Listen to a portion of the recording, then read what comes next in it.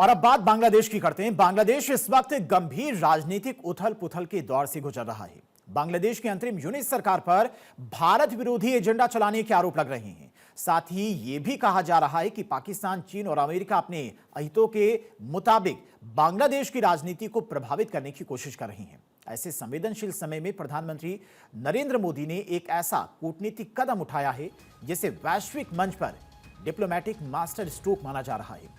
और यह diplomatic master stroke कुछ और नहीं बल्कि पीएम मोदी का खालिदा जिया के निधन पर उनकी बेटी और बीएनपी के कार्यकारी अध्यक्ष तारिक रहमान को भेजा गया विशेष पत्र है।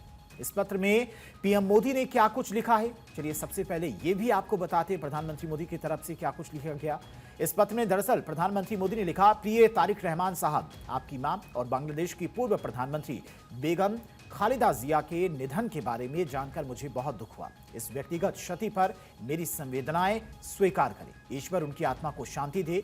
मुझे जून 2015 में ढाका में उनके साथ में अपनी मुलाकात और बातचीत अच्छी तरह से याद है और ये दुर्लभ संकल्प और दृढ़ विश्वास वाली नेता थी। उन्हें बांग्लादेश की पहली महिला प्रधानमंत्री होने का गौरव प्राप्त था।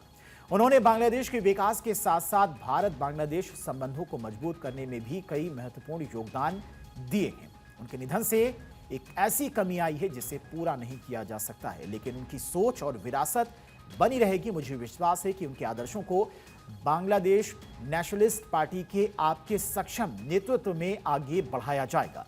ये भारत और बांग्लादेश के बीच गहरी और ऐतिहासिक साझेदारी की एक नई शुरुआत, उसे समृद्ध बनाने के लिए एक मार्गदर्शक के रूप में काम करता रहेगा।